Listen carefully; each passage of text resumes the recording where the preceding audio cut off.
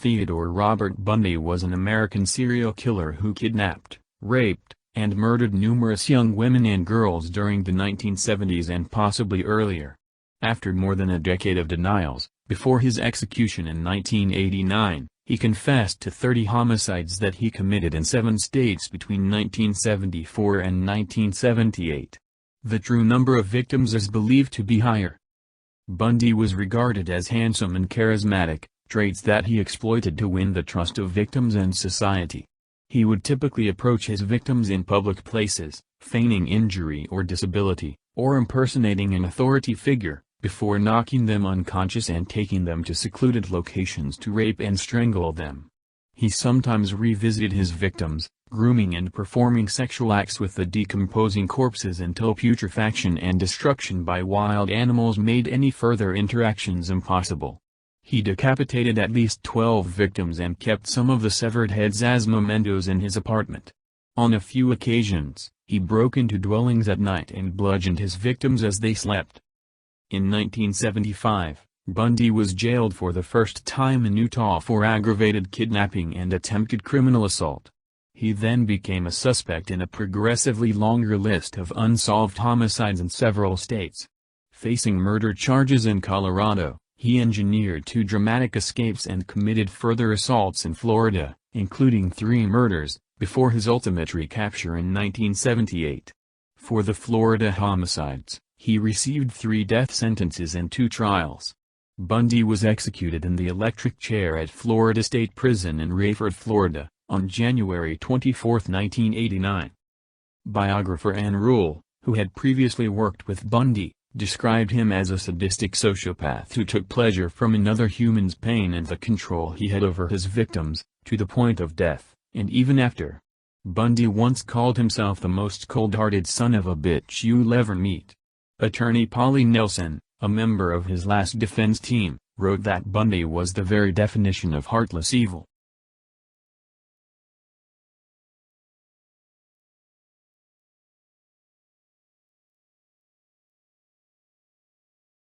Ted Bundy was born Theodore Robert Cowell on November 24, 1946, to Eleanor Louise Cowell at the Elizabeth Lund Home for Unwed Mothers in Burlington, Vermont.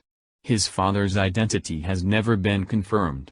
His birth certificate is said to assign paternity to a salesman and Air Force veteran named Lloyd Marshall, though other accounts state his father is listed as unknown.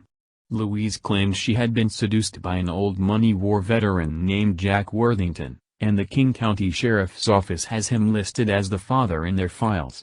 Some family members have expressed suspicions that Bundy might have been fathered by Louise's own violent, abusive father, Samuel Cowell, but no material evidence has ever been cited to support this. For the first 3 years of his life, Bundy lived in the Philadelphia home of his maternal grandparents, Samuel and Eleanor Cowell, who raised him as their own son to avoid the social stigma that accompanied birth outside of wedlock. Family, friends, and even young Ted were told that his grandparents were his parents and that his mother was his older sister. He eventually discovered the truth, although he had varied recollections of the circumstances. He told a girlfriend that a cousin showed him a copy of his birth certificate after calling him a bastard, but he told biographers Stephen Michaud and Hugh Ainsworth that he found the certificate himself. Biographer and true crime writer Ann Rule, who knew Bundy, expressed a lifelong resentment towards his mother for never talking to him about his real father, and for leaving him to discover his true parentage for himself. In some interviews, Bundy spoke warmly of his grandparents and told Rule that he identified with, and clung to his grandfather. In 1987, however, he and other family members told attorneys that Samuel Cowell was a tyrannical bully and a bigot who hated blacks, Italians, Catholics, and Jews, and beat his wife and the family dog, and swung neighborhood cats by their tails. He once threw Louise's younger sister Julia down a flight of stairs for oversleeping. He sometimes spoke aloud to unseen presences, and at least once flew into a violent rage when the question of Bundy's paternity was raised. Bundy described his grandmother as a timid and obedient woman who periodically underwent electroconvulsive therapy for depression and feared to leave her house toward the end of her life. Bundy occasionally exhibited disturbing behavior at an early age. Julia recalled awakening from a nap to find herself surrounded by knives from the kitchen and Bundy standing by the bed smiling. In 1950, Louise changed her surname from Cowell to Nelson, and at the urging of multiple family members, she left Philadelphia with her son to live with cousins Alan and Jane Scott in Tacoma, Washington. In 1951, Louise met Johnny Culpepper Bundy, a hospital cook, at an adult single night at Tacoma's First Methodist Church. They married later that year and Johnny Bundy formally adopted Ted. Johnny and Louise conceived 4 children of their own, and although Johnny tried to include his adoptive son in camping trips and other family activities, Ted remained distant. He later complained to his girlfriend that Johnny wasn't his real father, wasn't very bright, and didn't make much money. Bundy had different recollections of Tacoma when he spoke to his biographers. When he talked to Rencourt and Ainsworth, he described how he roamed his neighborhood, picking through trash barrels in search of pictures of naked women. When he spoke to Polly Nelson, he explained how he perused detective magazines, crime novels, and true crime documentaries for stories that involved sexual violence, particularly when the stories were illustrated with pictures of dead or maimed bodies. In a letter to Rule, he asserted that he never, ever read fact detective magazines, and shuddered at the thought that anyone would.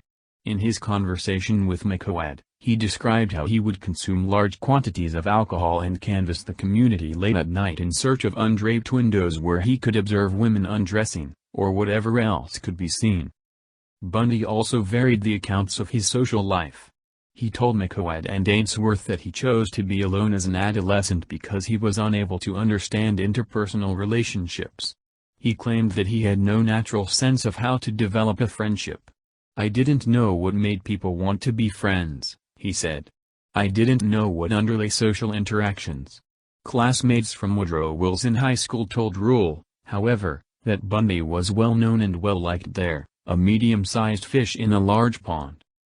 Downhill skiing was Bundy's only significant athletic avocation. He enthusiastically pursued the activity by using stolen equipment and forged lift tickets.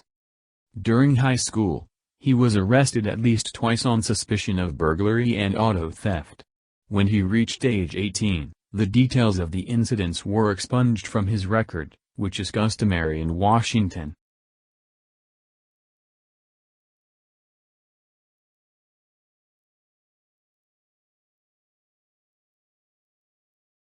After graduating from high school in 1965, Bundy attended the University of Puget Sound for 1 year before transferring to the University of Washington to study Chinese.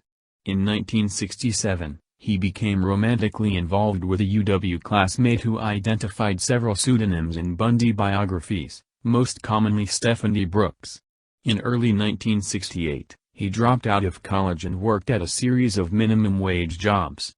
He also volunteered at the Seattle office of Nelson Rockefeller's presidential campaign and became Arthur Fletcher's driver and bodyguard during Fletcher's campaign for lieutenant governor of Washington state. In August, Bundy attended the 1968 Republican National Convention in Miami as a Rockefeller delegate. Shortly thereafter Brooks ended their relationship and returned to her family in California, frustrated by what she described as Bundy's immaturity and lack of ambition. Psychiatrist Dorothy Lewis would later pinpoint this crisis as probably the pivotal time in his development. Devastated by Brooks' rejection, Bundy traveled to Colorado and then farther east, visiting relatives in Arkansas and Philadelphia and enrolling for 1 semester at Temple University. It was at this time in early 1969, Rule believes, that Bundy visited the Office of Birth Records in Burlington and confirmed his true parentage. Bundy was back in Washington by the fall of 1969 when he met Elizabeth Culpepper, a divorcee from Ogden, Utah who worked as a secretary at the University of Washington School of Medicine. Their stormy relationship would continue well past his initial incarceration in Utah in 1976. In mid-1970, Bundy, now focused and goal-oriented, re-enrolled at UW, this time as a psychology major. He became an honor student and was well regarded by his professors. In 1971, He took a job at Seattle's Suicide Hotline Crisis Center, where he met and worked alongside Ann Rule, a former Seattle police officer. An aspiring crime writer, she would later write one of the definitive Bundy biographies, The Stranger Beside Me. Rule saw nothing disturbing in Bundy's personality at the time and described him as kind, solicitous, and empathic. After graduating from UW in 1972, Bundy joined Governor Daniel J. Evans' re-election campaign. Posing as a college student, he shadowed Evans' team. Evans appointed Bundy to the Seattle Crime Prevention Advisory Committee. After Evans was re-elected, Bundy was hired as an assistant to Ross Davis, chairman of the Washington State Republican Party. Davis thought well of Bundy and described him as smart, aggressive, and a believer in the system. In early 1973, despite mediocre LSAT scores, Bundy was accepted into the law schools of UPS and the University of Utah on the strength of letters of recommendation from Evans, Davis, and several UW psychology professors. During the trip to California on Republican Party business in the summer of 1973, Bundy rekindled his relationship with Brooks. She marveled at his transformation into a serious, dedicated professional who seemingly on the cusp of a legal and political career. He continued to date Culpepper as well. Neither woman was aware of the other's existence. In the fall of 1973, Bundy matriculated at UPS Law School and continued courting Brooks, who flew to Seattle several times to stay with him. They discussed marriage. At one point he introduced her to Davis as his fiancée. In January 1974, however, he abruptly broke off all contact. Her phone calls and letters went unreturned. Finally reaching him by phone a month later, Brooks demanded to know why Bundy had unilaterally ended their relationship without explanation. In a flat, calm voice, he replied, "Stephanie, I have no idea what you mean," and hung up. She never heard from him again. He later explained, "I just wanted to prove to myself that I could have married her." Brooks concluded in retrospect that he had deliberately planned the entire courtship and rejection in advance as vengeance for the breakup she initiated in 1968. By then, Bundy had begun skipping classes at law school. By April, he had stopped attending entirely, as the young women began to disappear in the Pacific Northwest.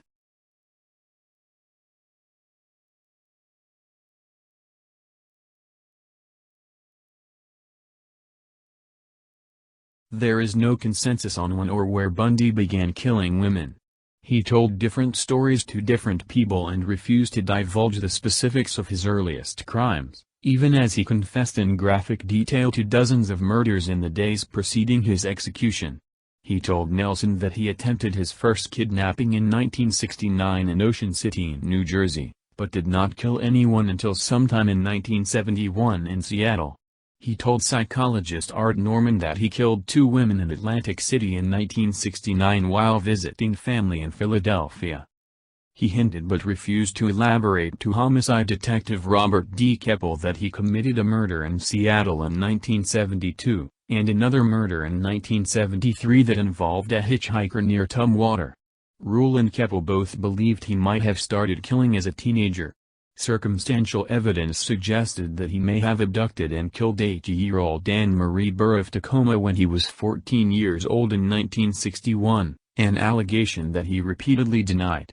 His earliest documented homicides were committed in 1974 when he was 27 years old. By then, by his own admission, he had mastered the necessary skills, in the era before DNA profiling, to leave minimal incriminating forensic evidence at crime scenes. Shortly after midnight on January 4, 1974, Bundy entered the basement apartment of 18-year-old Karen Sparks and Terry Caldwell, a dancer and student at UW. After bludgeoning Sparks senseless with a metal rod from her bed frame, he sexually assaulted her with either the same rod or metal speculum, causing extensive internal injuries. She remained unconscious for 10 days, but survived with permanent physical and mental disabilities. In the early morning hours of February 1, Bundy broke into the basement room of Linda Ann Healy, a UW undergraduate who broadcast morning radio weather reports for skiers. He beat her unconscious, dressed her in blue jeans, a white blouse, and boots, and carried her away. During the first half of 1974, female college students disappeared at the rate of about one per month. On March 12, Donna Gail Manson, a 19-year-old student at the Evergreen State College in Olympia, 60 miles southwest of Seattle, left her dormitory to attend a jazz concert on campus but never arrived. On April 17, Susan Elaine Rencourt disappeared while on her way to her dorm room after an evening advisors meeting at Central Washington State College in Ellensburg, 110 miles east-southeast of Seattle. Two female Central Washington students later came forward to report encounters, one on the night of Rencourt's disappearance, the other 3 nights earlier, with a man wearing an arm sling, asking for help carrying a load of books to his brown Ortan Volkswagen Beetle. On May 6, Roberta Kathleen Parks left her dormitory at Oregon State University in Corvallis, 85 miles south of Portland, to have coffee with friends at the Memorial Union, but never arrived. Detectives from the King County and Seattle Police Departments grew increasingly concerned. There was no significant physical evidence, and the missing women had little in common, apart from being young, attractive, white college students with long hair parted in the middle. On June 1, Brenda Carol Ball, 22, disappeared after leaving the Flame Tavern in Burien, near Seattle, Tacoma International Airport. She was last seen in the parking lot, talking to a brown-haired man with his arm in a sling. In the early hours of June 11, UW student George Ann Hawkins vanished while walking down a brightly lit alley between her boyfriend's dormitory residence and her sorority house. The next morning, 3 Seattle homicide detectives and criminalists combed the entire alleyway on their hands and knees, finding nothing. After Hawkins' disappearance was publicized, witnesses came forward to report seeing a man that night who was in an alley behind a nearby dormitory. He was on crutches with a leg cast and was struggling to carry a briefcase. One woman recalled that the man asked her to help him carry the case to his car, a light, brown Volkswagen Beetle. Bundy later told Cowell that he lured Hawkins to his car before rendering her unconscious with a crowbar he had earlier placed beside the vehicle. He then handcuffed Hawkins and drove her to Issaquah, where he had strangled her, before spending the entire night with her body. Prior to her murder, Hawkins had regained consciousness inside his car, and had begun talking with Bundy, who recollected she had informed him she had a Spanish test the following day and she thought that I had taken her to help tutor her for the Spanish test, adding it's not funny, but it's odd the kinds of things people will say under those circumstances. He admitted to revisiting Hawkins' corpse on 3 occasions. He stated that he returned to the UW alley the morning after Hawkins' abduction and murder. There, in the very midst of a major crime scene investigation, he located and gathered Hawkins' earring and one of her shoes, where he had left them in the adjoining parking lot, and departed, unobserved. During this period, Bundy was working in Olympia as the assistant director of the Seattle Crime Prevention Advisory Commission. Later he worked at the Department of Emergency Services, a state government agency involved in the search for the missing women. At Day he met and dated Carol Ann Boone, a twice-divorced mother of 2 who, 6 years later, would play an important role in the final phase of his life. Reports of the 6 missing women and Sparks' brutal beating appeared prominently in newspapers and on television throughout Washington and Oregon. Fear spread among the population, hitchhiking by young women dropped sharply. Pressure mounted on law enforcement agencies, but the paucity of physical evidence severely hampered them. Police could not provide reporters with the little information that was available for fear of compromising the investigation. Further similarities between the victims were noted. The disappearances all took place at night, usually near ongoing construction work, within a week of a midterm or final exams. All of the victims were wearing slacks or blue jeans, and at most crime scenes, there were sightings of a man wearing a cast or a sling, and driving a brown Ortan Volkswagen Beetle. The Pacific Northwest murders culminated on July 14, with the broad daylight abductions of 2 women from a crowded beach at Lake Sammamish State Park in Issaquah, a suburb 20 miles east of Seattle. 5 female witnesses described an attractive young man wearing a white tennis outfit with his left arm in a sling, speaking with a light accent, perhaps Canadian or British. Introducing himself as Ted, he asked their help in unloading a sailboat from his tan or bronze-colored Volkswagen Beetle. 4 refused. 1 accompanied him as far as his car, saw that there was no sailboat, and fled. 3 additional witnesses saw him approach Janice Annott, 23, a probation caseworker at the King County Juvenile Court, with the sailboat story and watched her leave the beach in his company. About 4 hours later, Denise Marie Naslund, a 19-year-old woman who was studying to become a computer programmer, left a picnic to go to the restroom and never returned with Naslund, and that he forced one to watch as he murdered the other, but he later denied it at an interview with Lewis on the eve of his execution. King County Police, finally armed with a detailed description of their suspect and his car, posted flyers throughout the Seattle area. A composite sketch was printed in regional newspapers and broadcast on local television stations. Elizabeth Culpepper, Ann Rule, a day employee, and a UW psychology professor all recognized the profile, the sketch, and the car, and reported Bundy as a possible suspect, but detectives, who were receiving up to 200 tips per day, thought it unlikely that a clean-cut law student with no adult criminal record could be the perpetrator. On September 6, 2 grouse hunters stumbled across the skeletal remains of Ott and Naslund near a service road in Issaquah, 2 miles east of Lake Sammamish State Park. An extra femur and several vertebrae found at the site were later identified by Bundy as George Ann Hawkins. 6 months later, forestry students from Green River Community College discovered the skulls and mandibles of Healy, Rencourt, Parks, and Ball on Taylor Mountain, where Bundy frequently hiked, just east of Issaquah. Manson's remains were never recovered.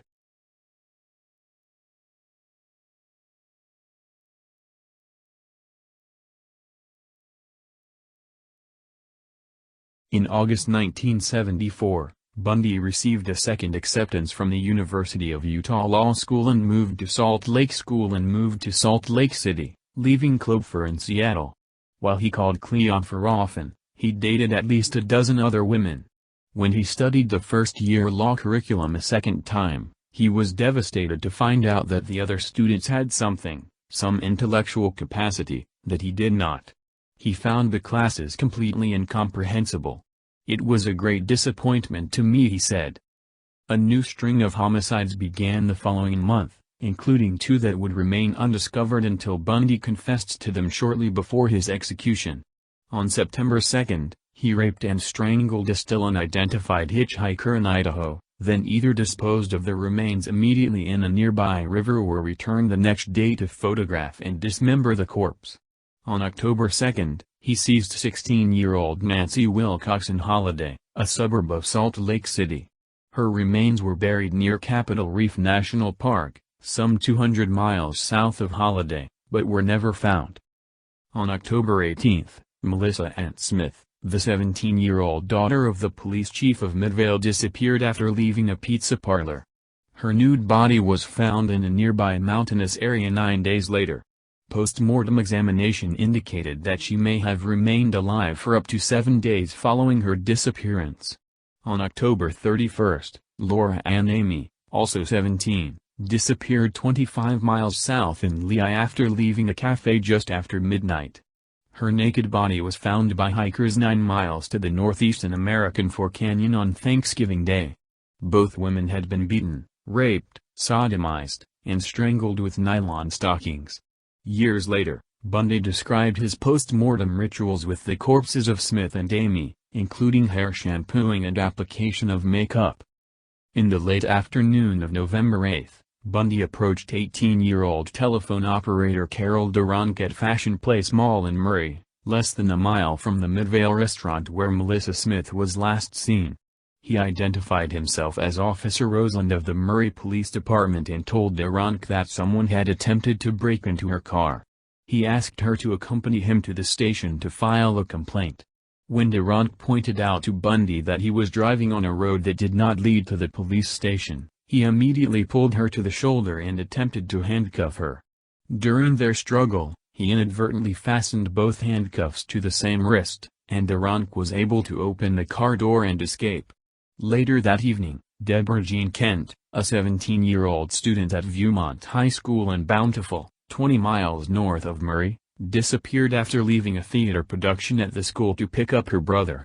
The school's drama teacher and the student told the police that a stranger had asked each of them to come out to the parking lot to identify a car. Another student later saw the same man pacing in the rear of the auditorium, and the drama teacher spotted him shortly before the end of the play. Outside the auditorium, investigators found a key that unlocked the handcuffs removed from Carol Duront's wrist.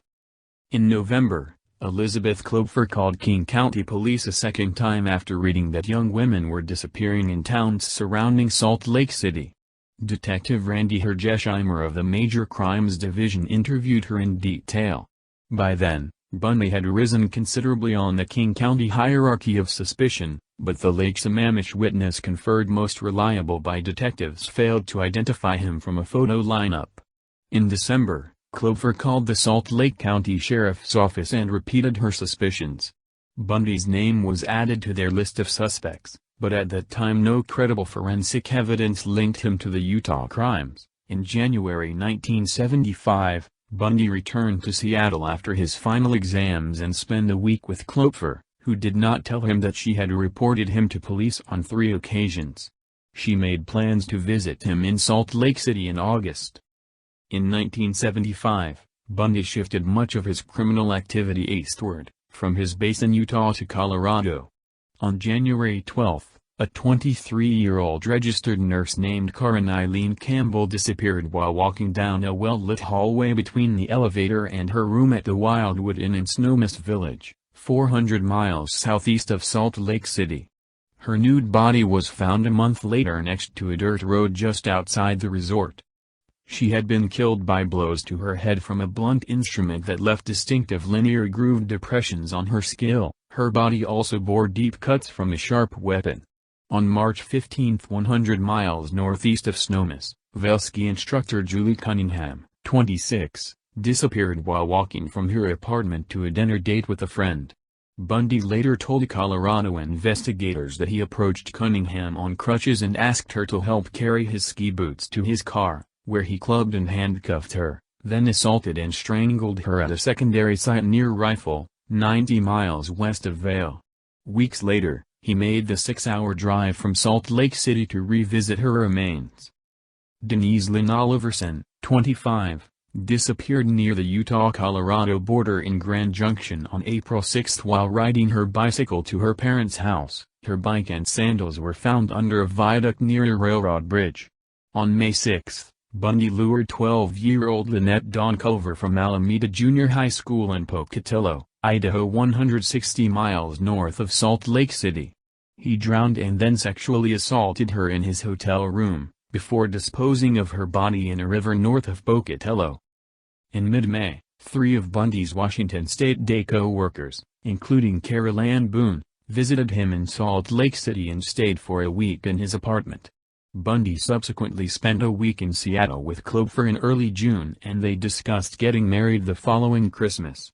Again, Culpepper made no mention of her multiple discussions with the King County Police and Salt Lake County Sheriff's Office. Bundy disclosed neither his ongoing relationship with Boone nor a concurrent romance with a Utah law student known in various accounts as Kim Andrews or Sharon Auer. On June 28, Susan Curtis vanished from the campus of Brigham Young University in Provo, 45 miles south of Salt Lake City. Curtis' murder became Bundy's last confession, tape-recorded moments before he entered the execution chamber. The bodies of Wilcox, Kent, Cunningham, Oliverson, Culver, and Curtis were never recovered. In August or September 1975, Bundy was baptized into the Church of Jesus Christ of Latter-day Saints, although was not an active participant in services and ignored most church restrictions. He would later be excommunicated by the LDS Church following his 1976 kidnapping conviction. When asked about his religious preference after his arrest, Bundy answered Methodist, the religion of his childhood.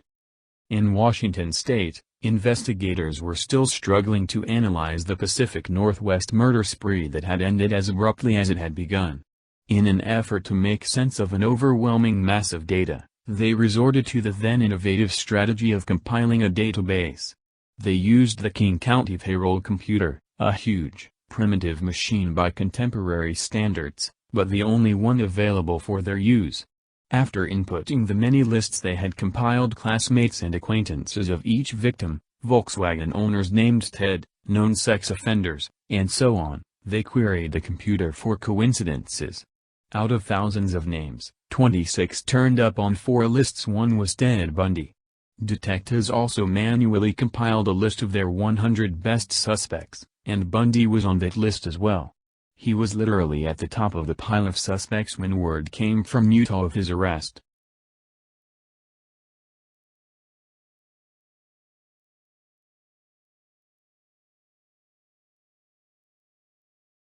On August 16, 1975, Bundy was arrested by Utah Highway Patrol Officer Bob Hayward in Granger. Hayward had observed Bundy cruising a residential area in the pre-dawn hours. Bundy fled the area at high speed after seeing the patrol car.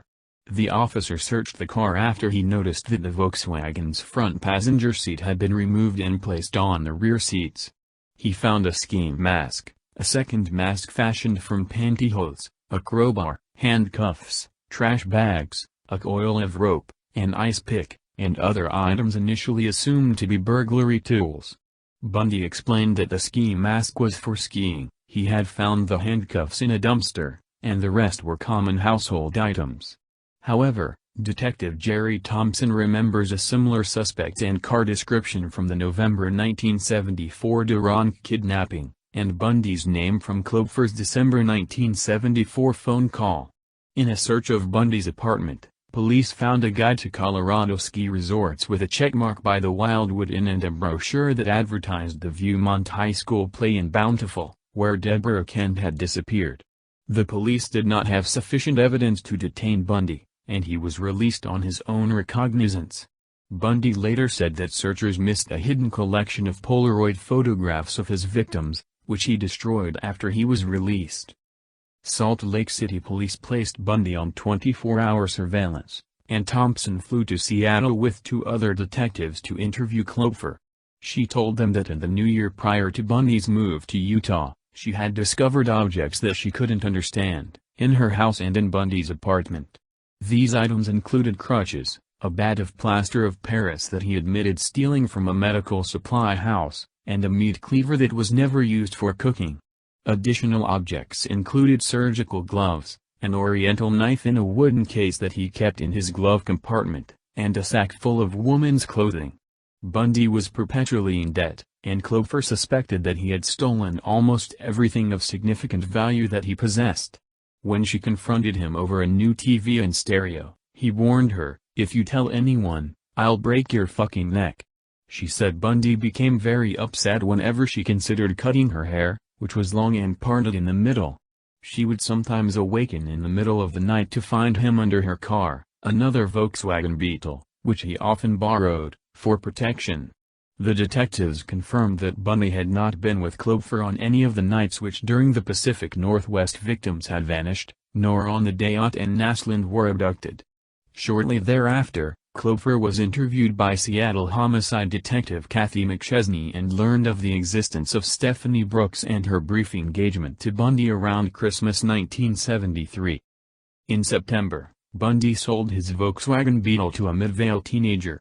Utah police impounded it, and FBI technicians dismantled and searched it. They found hair-matching samples obtained from Karen Campbell's body. Later, they also identified hair strands as microscopically indistinguishable from those of Melissa Smith and Carol Duront. FBI lab specialist Robert Neal concluded that the presence of hair strands in one car matching 3 different victims who had never met one another would be a coincidence of mind-boggling rarity. On October 2, detectives put Bundy into a lineup. Duront immediately identified him as Officer Roseland, and witnesses from Bountiful recognized him as the stranger at the high school auditorium. There was insufficient evidence to link him to Deborah Kent. There was no more than enough evidence to charge him with aggravated kidnapping and attempted criminal assault in the Duront case. He was freed on £15,000 bail, paid by his parents, and spend most of the time between indictment and trial in Seattle, living in Culpepper's house. Seattle police had insufficient evidence to charge him in the Pacific Northwest murders, but kept him under close surveillance. "When Ted and I stepped out on the porch to go somewhere," Culpepper wrote, "so many unmarked police cars started up that it sounded like the beginning of the Indy 500. In November, the three principal Bundy investigators, Jerry Thompson from Utah, Robert Cowell from Washington, and Michael Fisher from Colorado, met in Aspen, Colorado and exchanged information with 30 detectives and prosecutors from 5 states.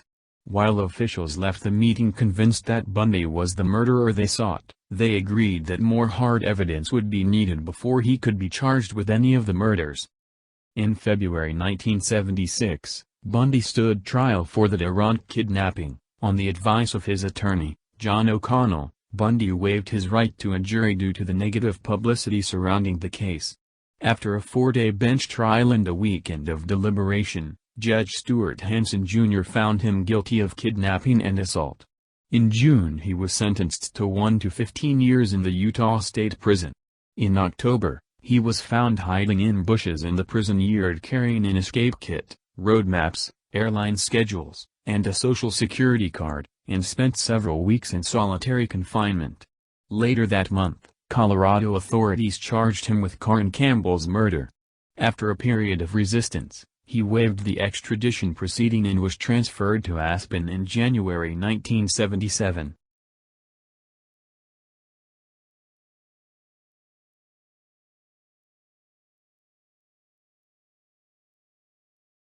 On June 7, 1977, Bundy was transported 40 miles from the Garfield County Jail in Glenwood Springs to Pitkin Country Courthouse in Aspen for a preliminary hearing.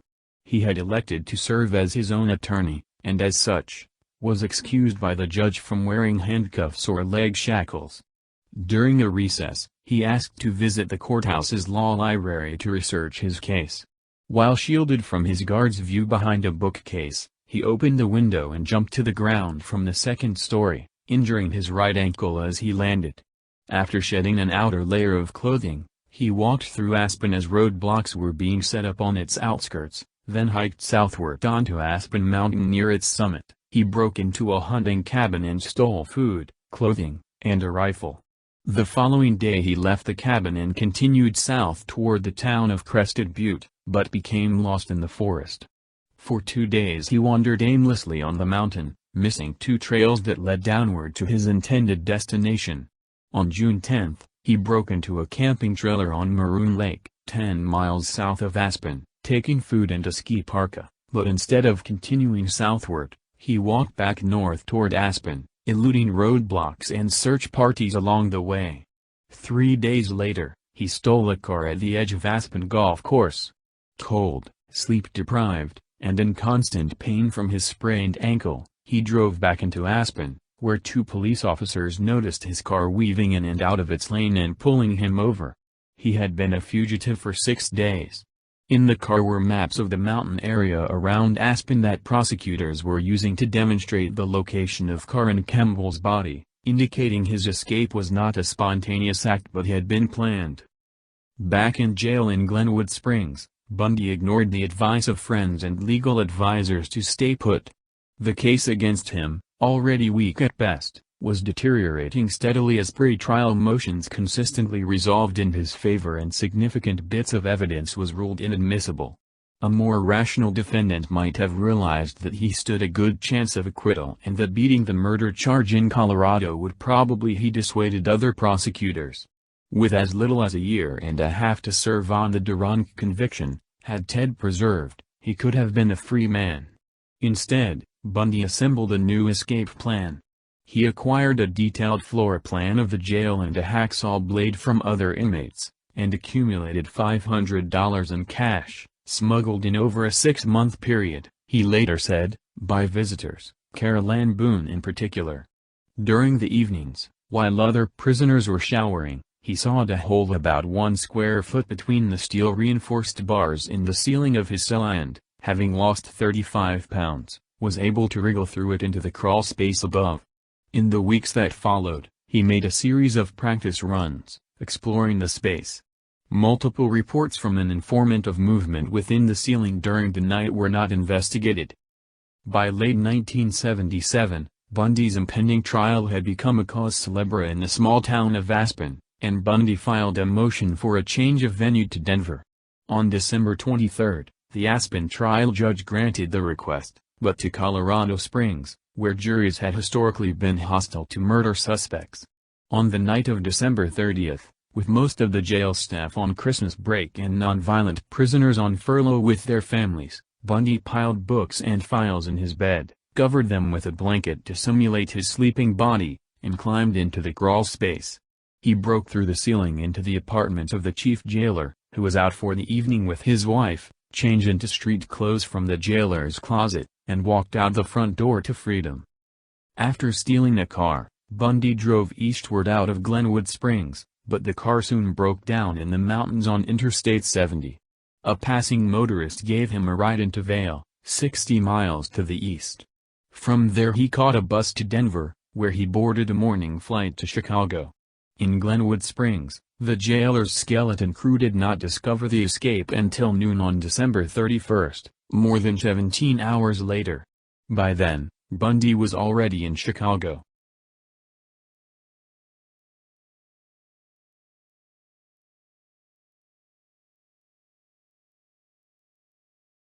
Shortly after the conclusion of the Leach trial and the beginning of the long appeals that followed, Bundy initiated a series of interviews with Stephen Michaud and Hugh Ainsworth.